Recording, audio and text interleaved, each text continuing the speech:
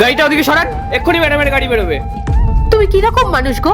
গ্রামে তোমার একমাত্র বোনের বিয়ে আর তুমি এখানে ডিউটি করছো? তোমার কি কোনো দায়িত্ব জ্ঞান নেই? আরে তুমি তুমি এখানে অসময় কি করছো?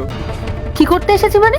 তোমার মনে নেই আজ আমাদের গ্রামে রওনা দেওয়ার কথা ছিল? বোনের বিয়ে, আমি সেটা মনে করাতে এখানে এসেছি।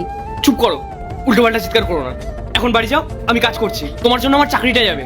কিসের এত কাজ তোমার? হ্যাঁ, তোমার বোনটা বারবার ফোন করে কান্নাকাটি করছে, সে তার দাদাকে খুঁজছে, বলছে বিয়ের পিড়িতে কে তুলবে, আশীর্বাদ কে করবে।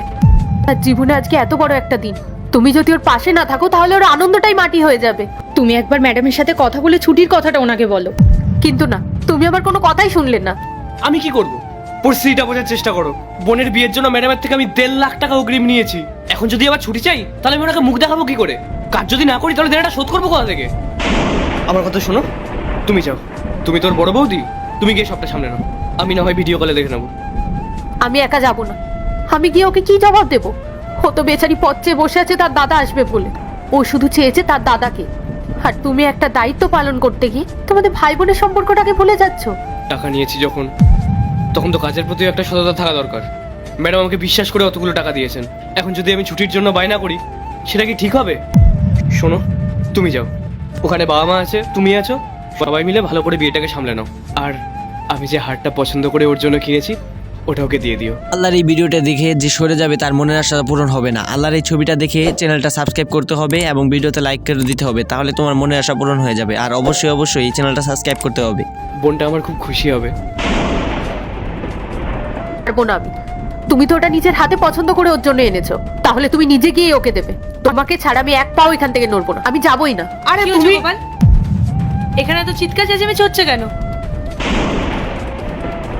নমস্কার ম্যাডাম। ও সেরকম কিছু না, আসলে বাড়ির একটা বিষয় নিয়ে কথা বলছিলাম। আপনি কিছু মনে করবেন না। ম্যাডাম, ও মিথ্যে কথা বলছে। আসলে ম্যাডাম, কালকে ওর বোনের বিয়ে গ্রামে, আর ও বলছে ও নাকি যাবেই না। ও আপনার কাছ থেকে টাকা নিয়েছে বলে নাকি ওকে এখানে কাজ করতে হবে। আপনি বলুন ম্যাডাম, বোনের বিয়েতে যদি দাদা পাশে না থাকে তাহলে কি চলে? কিন্তু ও শুধু শুধু আমার উপর রাগ দেখাচ্ছে। গোপাল, তোমার বোনের বিয়ে আর তুমি আমাকে একবারও জানাওনি কেন? ম্যাডাম, আপনার থেকে আমি অনেকগুলো টাকা ধার নিয়েছি। আমি তো এই সামান্য কটা টাকা বেতন পাই। আমার এই টাকা শোধ করতে অনেক দিন সময় লাগবে। তার উপরে ছুটির কথা বলার একদম সাহস হয়নি ম্যাডাম। কিন্তু বিশ্বাস করুন, আমারও না সত্যি খুব যেতে ইচ্ছে করছে। বোনটা না আমার জন্য কান্নাকাটি করছে। আমি কাজ ছেড়ে কোথাও যাব না। তুমি যখন আমার কাছে এসে টাকা চেয়েছিলে তখন কি আমি তোমাকে না করেছিলাম যে তুমি আমার কাছে এসে ছুটি চাইলে আমি তোমাকে ছুটিটা দিতাম না?